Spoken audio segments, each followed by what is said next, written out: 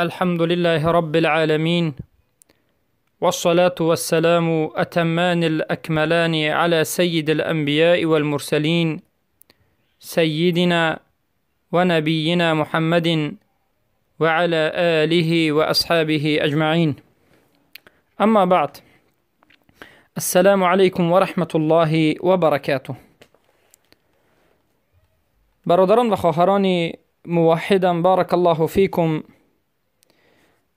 این حلقه 45 از آموزش کلمت التوحید است که لا اله الا الله محمد رسول الله می باشد.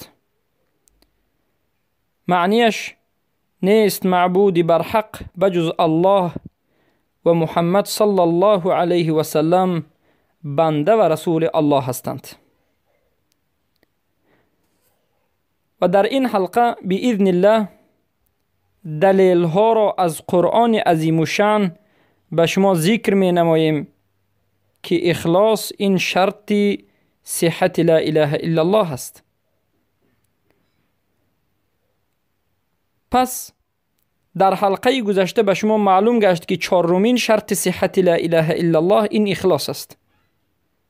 و معنی اخلاص لغتا و شرعا و مراد از اخلاص چیست به شما بیان گشت. و بدانید که کلمه توحید به یگان انسان فایده نخواهد بخشید در حالتی که اخلاص ندارد.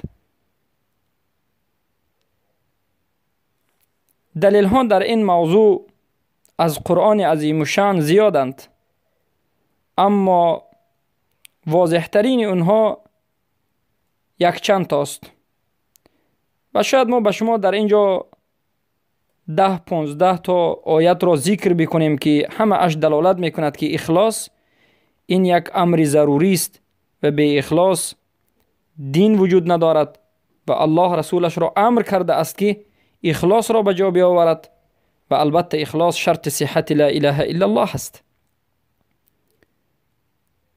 الله در سوره زمر آیت 11 میگوید اعوذ بالله من الشیطان الرجیم قل اینی امرت ان اعبد الله مخلصا له الدین. ای محمد صلی الله علیه و سلم بگو من از جانب الله امر شدم که الله را عبادت بکنم و در همین عمل مخلص باشم. له الدین، اگر ترجمه تحت لفظی بکنید له الدین، دین از آن اوست، اما بدانید که کلمه دین در قرآن به یک چند معنا می آید. بعضی از علما گفتند 8 معنا و بعضی دیگر گفتند 4-5 معنا. عموما در بعضی حالت ها کلمه دین در قرآن وقتی که می آید به معنای روز قیامت می آید. چخیلی که در سوره فاتحه من شما تلاوت میکنیم مالک یوم الدین، مالک یوم الدین، الدین در این آیت به معنای روز قیامت، روز آخرت، یوم الجزا، روز حساب، روز کتاب، انمین دین به همین معنی میاد. اما در بعضی حالت دین به معنای ملک و سلطان می آید، چگونه که در سوره یوسف آیه 76 آمده است ما کان لیأخذ اخاه فی دین الملک. فی دین الملک در اینجا ای سلطان الملک، یعنی علما میگن یعنی در ملکش و در سلطانش، در ملکش و سلطانش. دین به معنای ملک و سلطان آمده است. و این چنین دین به معنای طریقت، یک منهج، یک طریق میاد، چخیلی که الله در سوره کافرون گفته است لکم دینکم ولی دین، منهج شما برای شماست، راه شما برای شماست و راه من برای من است. و این چنین دین به معنای حکم میآید، چخیلی که الله در سوره انفال آیه 39 میگه و قاتلوهم حتی لا تكون فتنه و یکون الدین كله لله. و کافران و مشرکان را بکشید تا که تمام دین از آن الله باشد، تا که فتنه نگردد و تمام دین از آن الله باشد، یعنی تمام حکم از آن الله باشد. و بعضی از علما در سوره زمر هم میگویند که بگو من از جانب الله مأمور شده ام، امر شده ام که الله را یگانه خودش را مخلصانه عبادت کنم و تمام عمل و تمام عبادت برای الله است، یعنی تمام عبادت را مخلصانه برای الله انجام بدیم و یا که تمام حکم از آن الله است.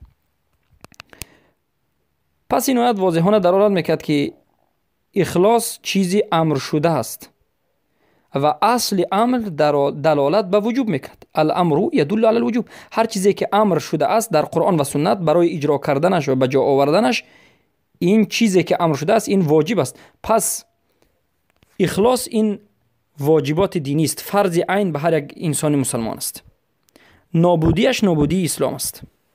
البته نابودی اصل اخلاص، چرا که اخلاص مثل ایمان اصل دارد و فرع دارد. در مسئله صدق هم ما گفتیم صدق اصل دارد و فرع دارد، و در مسئله یقین هم گفتیم که اصل دارد و فرع دارد. فرع اخلاص یا که صدق یا که یقین وقتی که رفت ایمان ضعیف می شود، اما اصلش وقتی که رفت نابود می شود. و این دلیل اول بود. دلیل دوم این سخن الله سبحانه و تعالی از سوره مریم آیت 51 است که الله می گوید انه کان مخلصا و کان رسولا نبیا. هر آینه صلی الله علیه و سلم محمد مخلص بود. مخلص با فتح لا که اومده است در بالش فتحه، یعنی مختار بود. محمد صلی الله علیه و سلم از مختار شدگان و از رسولان و نبیان بود. اگر به فتح خونیم، اگر به کسر خونیم، مخلی خونیم، در این حالت موحد بود. یعنی محمد صلی الله علیه و سلم هر آینه موحد بود و از جمله رسولان و نبیان بود. صلی الله علیه و سلم که خاتم الانبیا است، یعنی محمد این اداشوی رسولان است. بعد از محمد دیگر رسول نمی آید. پس هر دو نمود قرائت هم درست است، مخلصا او مخلصا. چرا که ما اهل سنت و جماعت میگوییم قرآن 10 نمود قرائت دارد که البته همه اش معنایش درست است. و این دومین دلیل بود که خود پیامبر صلی الله علیه و آله مخلص و موحد بودند. در اینجا کلمه اخلاص به معنای توحید آمده شده است. و دلیل سوم از قرآن عظیم الشان برای اینکه اخلاص شرط صحت لا اله الا الله است، این سوره بینه سوره 5 که الله میگه وما امروا الا ليعبدوا الله مخلصین له الدین حنفاء. و امر نشدند بجز این که یگانه الله را بپرستند، موحد باشند و مخلص بر الله باشند، یعنی خالصانه این عمل را انجام، مخلصین له الدین، و تمام عملها را و تمام حکم را به الله از الله بدانند. یعنی تمام دین، له الدین یعنی حکم از آن الله است و عبادت تنها به الله باید کرده شد. حنفاء یعنی از شرک دور و مایل به توحید. الله سبحانه و تعالی در این آیه میگوید که من بندگانم را به یک چیز امر کردم. یگانه چیزی که امر کردم این است که یگانه مرا بپرستید، مخلص باشید، موحد باشید، یعنی یگانه مرا بپرستید و تمام حکم از آن الله است و مایل به توحید باشید. بجز همین به دیگر چیز امر نکردم. و این آیه هم دلالت واضح میکند که اخلاص این چیز امر شده است. و در معنای این آیه علما میگن و ما امروا الا ليعبدوا ای یوحدوا. من امر نکردم بجز این که موحد باشید، به الله موحد باشید. و در سوره غافر الله سبحانه و تعالی خبر میدهد در آیت 65 و میگوید، این دلیل البته 4 است، هو الحی لا اله الا هو فادعوه مخلصین له الدین. الله زنده و پاینده است، نیست معبود بجز او، یعنی بجز الله دیگر معبودی بر حق وجود ندارد. دیگر مونده معبودان همه باطلند. پس او را دعا بکنید، مخلصین، خالصانه، له الدین، و دین از آن اوست، یعنی حکم از آن الله است و عبادت بر الله باید کرده شد.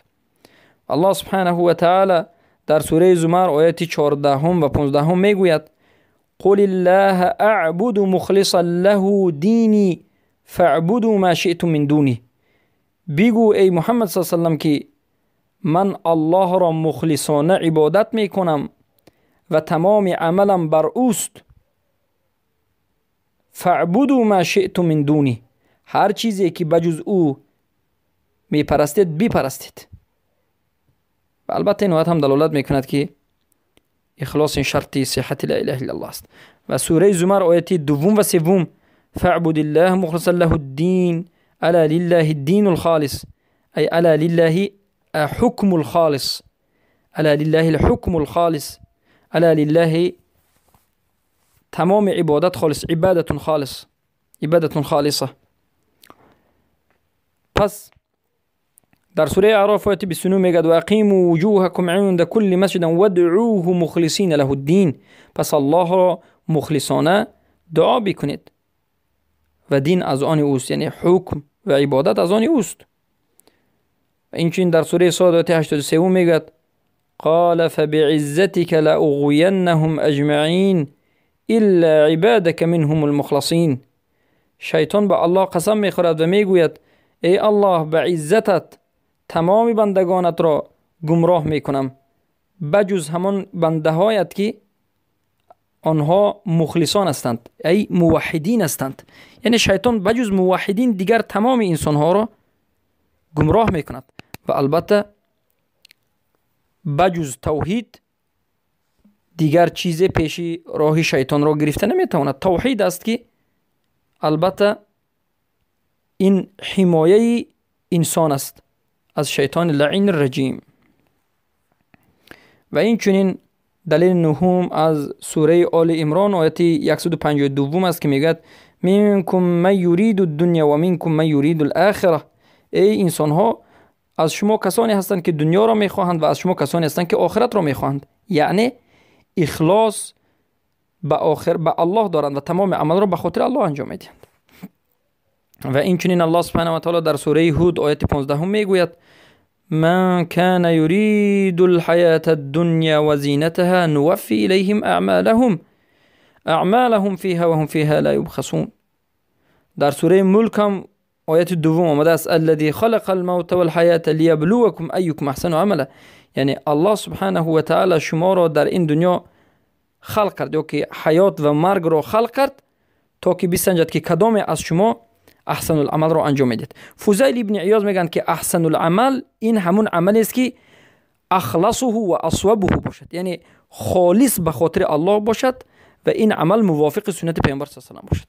یعنی الله میگه من مرگ را و حیات را در دنیا خلق کردم تا که بسنجم و بفهمم که کدام از بندگان من احسن العمل را انجام میدهد. احسن العمل این همون عملی که خاص به خاطر الله انجام داده شده باشد و این عمل موافق سنت پیامبر صلی الله علیه و سلم باشد. این احسن العمل است. اما عمل موافق سنت پیامبر صلی الله علیه و سلم نباشد اما به خاطر الله باشد هم این عمل احسن عمل نیست. یا که موافق سنت پیامبر صلی الله علیه و سلم باشد اما به خاطر الله نباشد این هم احسن العمل نیست. چه که فضیل ابن عیاض این عمل را ذکر نمودند. و الله سبحانه و تعالی در سوره غافر آیه 14 میگه فدعوا الله مخلصین له الدین ولو کره الکافرون. پس یگانه الله را دعا بکنید، بپرستید مخلصین خالصانه و تمام حکم از آن الله است گرچنده که کافران بد میبینند. و این چنین در سوره لقمان آیه 22 آمده است. البته این دلیل 13 از قرآن است. و من یسلم وجهه الى الله و هم محسن فقد استمسک بالعروة الوثقى. و این چنین در سوره نساء آیه 125 آمده است. یعنی آیات ها در این مسئله بینهایت زیادند. بارک الله فیکم. پس همه این آیات ها دلالت میکند اهمیت شرک را، اهمیت البته اخلاص را بیان میکند. اهمیت اخلاص را این آیات ها همش بیان میکند و بد و مذمت بودن شرک را بیان میکند و بیان میکند که انسان باید تمام عملش را به خاطر الله و اخلاص و خالصمندانه انجام بدهد و هر عملی که از اخلاص دور است نامقبول است. بارک الله فیکم. و این بود دلیل ها برای اینکه اخلاص شرط صحت لا اله الا الله هست از قرآن عظیم الشان. بیاید نظر میکنیم دلیل ها را از سنت رسول اکرم صلی الله علیه و آله در مسئله اینکه اخلاص شرط صحت لا اله الا الله است. امام بخاری رحمه الله در کتاب صحیحشون روایت میکنند که رسول اکرم صلی الله علیه و آله گفتند اسعد الناس بشفاعتی یوم القیامه من قال لا اله الا الله خالصا من قلبه. شفاعتمندترین انسان در روز قیامت، یا که مشرفترین انسان به شفاعت من در روز قیامت، این کسی است که لا اله الا الله را گفته است خالصانه از قلبش. یعنی کسی که لا اله الا الله را خالصانه نگفته باشد و کسی که لا اله الا الله را گفته است و اما اخلاص ندارد، پس این انسان به شفاعت رسول اکرم صلی الله علیه و سلم مشرفترین کس نیست. و دلیل دوم از حدیث رسول اکرم صلی الله علیه و سلم که ان معاذ رضی الله عنه قال رسول الله صلی الله علیه و سلم من شهد ان لا اله الا الله مخلصا من قلبی دخل الجنه. البته این روایت رو ابن حبان روایت میکن. ابن حبان میگن که رسول اکرم صلی الله علیه و سلم گفتند که هر کسی که شهادت بدهد که نیست معبودی بر حق بجز الله مخلصانه از قلبش داخل جنت میشد. یعنی به مفهوم المخالفه این حدیث وقتی که نظر میکنیم، چه خیلی که علم اصول فقه مفهوم المخالفه رو در نزد اهل سنت و جماعت همچون حجت قبول کرده است، میبینیم که هر کسی که لا اله الا الله گفته است و اما مخلصانه نیست، پس این داخل جنت نمیگردد. یعنی اصل اخلاص نباشد داخل جنت نمیگردد. بارک الله فیکم. و این چونین حدیث دیگر وارد شده است از ابن عمر رضی الله عنه ان النبي صلی الله علیه وسلم قال اینی لارجو الا يموت احد يشهد ان لا اله الا الله مخلصا من قلبه فيعذبه الله عز وجل. این روایت البته خطیب در تاریخشون و دیملی ذکر نمودند. یعنی رسول اکرم صلی الله علیه و سلم میگن که من حتما امید دارم که انسان نمورد، هر انسانی که شهادت به لا اله الا الله میتهد و مخلص است نمورد مگر اینکه الله سبحانه و تعالی عذابش ندهد. یعنی معنای حدیث این است که هر کسی که لا اله الا الله میگوید و مخلصانه هست، پیامبر صلی الله علیه و سلم امیدوارن که الله این بنده را عذاب نمیدهد به سبب اخلاصش که در لا اله الا الله دارد. و این چنین امام ترمذی رحمه الله در سننشون روایت میکنند از ابی هریره رضی الله عنه که قال رسول الله صلی الله علیه و سلم من قال لا اله الا الله مخلصا من قلبي الا فتحت له ابواب السماء حتى تفضي الى العرش مجتنب الكبائر. یعنی هر کسی که لا اله الا الله بگوید مخلصانه باشد، از قلبش مخلصانه گفته باشد، تمام درهای آسمان گشاده می شود در حالتی که از کبائر خودش را نگه دارد. ببینید اینجا حتی شرط اجتناب از کبائر هم ذکر شده است و این البته رد قوی برای مرجئه هاست. اما میگوییم اخلاص این اصلی به اصل ایمان تعلق دارد، اما گناه کبیره به اصل ایمان تعلق ندارد بلکه به فرع ایمان. کسی که گناه کبیره را انجام میدهد به مانند شراب نوشیدن، زنا کردن، ربا و غیره، این انسان البته کافر نیست. کافر گفتن این چنین انسان را این عقیده خوارج است. عقیده اهل سنت و جماعت این است که کسی که گناه کبیره را انجام میدهد، البته وقتی که توبه کرد الله بخشنده و مهربان است، اما کسی که توبه نکرد و فوتید وفات کرد، الله سبحانه و تعالی در روز قیامت در زیر مشیت الله است. کسی را خواست میبخشد، کسی را نخواست البته تا پاک شدن گناهش به آتش می اندازد. و این چون در حدیثی که امام بخاری و مسلم روایت میکنن، حدیث متفق علیه وارد شده است که ان الله حرم علی النار من قال لا اله الا الله یبتغی بذلک وجه الله. هر آینه الله حرام گردانیده است به آتش دوزخ کسی را که لا اله الا الله بگوید و با همین گفته اش تنها وجه الله را بخواهد، یعنی به خاطر الله گفته باشد. اگر به خاطر الله لا اله الا الله نگفته باشد، پس مشروط اجرا نمی گردد. و این چنین در حدیث دیگری که امام نسائی در عمل الیوم و اللیل ذکر میکنند آمده است که هر کسی که لا اله الا الله وحده لا شریک له له الملك و له الحمد و هو على كل شيء قدیر را مخلصانه میگوید، از قلبش و با زبانش تصدیق میکند و با قلبش تصدیق میکند. و در روایت آمده است که مخلصا از روحش، مخلصانه از روحش، با قلبش تصدیق کنان، با زبانش تصدیق کنان این جمله را میگوید، مگر همین که الله سبحانه و تعالی آسمان را برای این کشاده می کند. پس الله به این بنده اش نظر می کند و اینچنین دعاهای این بنده را قبول خواهد کرد. حافظ ابن حجر رحمه الله میگویند وحده لا شریک له تأکید بعد تأکید اهتماما بمقام التوحید. وحده لا شریک له معنیش میگند تأکید بعد از تأکید است، تأکید بعد از تأکید و اهتمام به مقام بالای توحید است. و حدیث هفتم که امام احمد رحمه الله در مسندشان روایت میکنند از ابو هریره رضی الله عنه آمده است که عندما سأل الرسول صلى الله عليه وسلم عن أسعد الناس بالشفاعة، سئل الرسول صلى الله عليه وسلم عن أسعد الناس بالشفاعة فقال شفاعتي لمن شهد أن لا إله إلا الله مخلصا وأن محمد رسول الله صلى الله عليه وسلم يصدق لسانه وقلبه وقلبه لسانه. وقتی که رسول اکرم صلی الله علیه و سلم پرسیده شدند که شرفمندترین انسان به شفاعت شما کی است، پیامبر صلی الله علیه و سلم جواب دادند و گفتند شفاعت من برای کسانی است که شهادت به لا اله الا الله مخلصانه از قلبشان بدهند و محمد رسول الله صلی الله علیه و سلم شهادت بدهند و زبانشان تصدیق به قلبشان و قلبشان تصدیق زبانشان بکند. و البته این حدیث هم واضح دلالت میکند که اصل اخلاص شرط صحت لا اله الا الله است.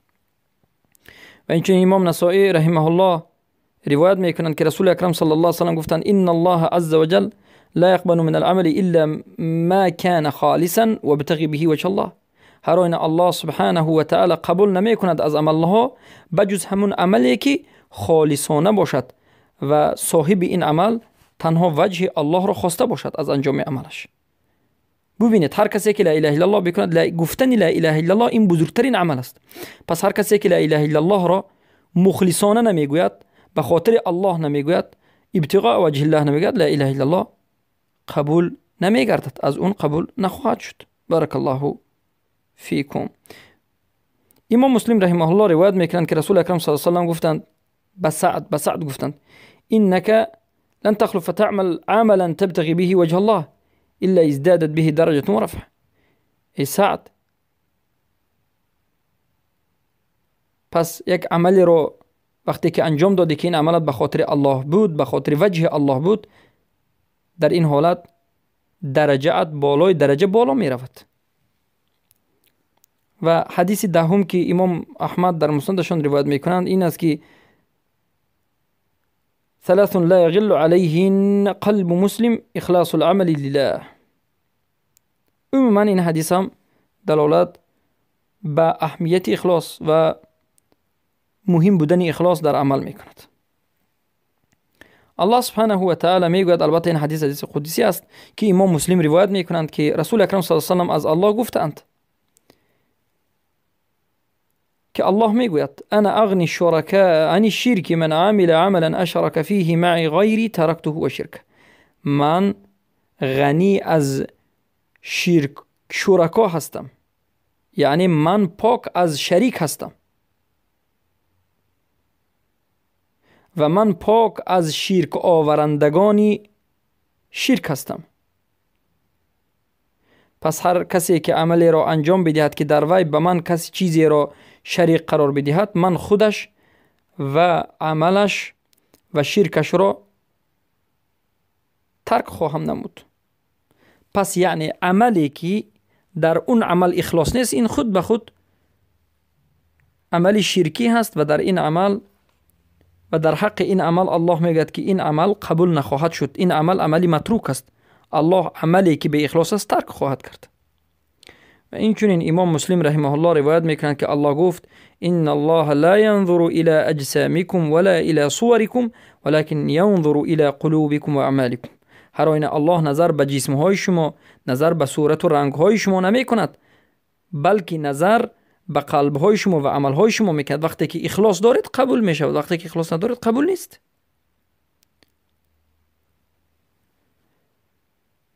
و تصدیق کننده این حدیث آیت قرآن از سوره حجات 37 والله اعلم ولكن يناله التقوى منكم. الله میگه ولیکن متناول تقوای از شما میکرد، یعنی هر انسانی که تقوا را انجام داده است از شما همون نائل می گردد. و ابن ماجه رحمه الله روایت می کنند که رسول اکرم صلی الله علیه و سلم گفتند اخوف ما اخاف علیکم الشرك الاصغر. قالوا وما الشرك الاصغر؟ قال الریاء. سخترین چیزی که من از آن بر شما می ترسم این شرک اصغر است. پیامبر به امتشان میگن ای امتم، من به شما سخترین چیزی که می ترسم این شرک اصغر است. گفتن شرک اصغر چیست؟ رسول اکرم صلی الله علیه و سلم گفتند این ریا هست. یعنی ریا، خود نمایی کردن هم این نمودن اخلاص است. بارک الله فیکم. و ببینید یک حدیث بینهایت طولانی وجود دارد که امام ابو هریره روایت میکنند. امام ابو هریره از پیامبر به ما خبر میتند و این حدیث را امام مسلم روایت کرده اند که در این حدیث قاری و مجاهد، یعنی عالم و مجاهد و کسی که در راه الله نفقه میدهد، الله هر سه این انسانها را و این گروه را در روز قیامت سوال و جواب میکند و بعد از این که اینها را فهمیده می شود که عمل را خالصانه به خاطر طلب وجه الله، به خاطر خود الله انجام ندادند بلکه ریا کرده اند، به همین خاطر اینها را به دوزخ انداخته می شود. البته این چنین انسان ها، این حدیثی که از ابو هریره امام مسلم رد میکند، اصلی اخلاص را ترک نکردند بلکه کمالات اخلاص را ترک کردند. به سبب ترک نمودن فرع و کمالات اخلاص داخل دوزخ میشن. اما اصل این اخلاص را وقتی که ترک میکنید، البته انسان از اسلام بیرون خواهد شد. بارک الله فیکم. این دلیل ها از قرآن و سنت بود و در حلقه آینده دلیل ها را از سخنهای علما به شما ذکر خواهیم کرد و سخنهای اهل علم را در مسئله اینکه شرط صحت لا اله الا الله این اخلاص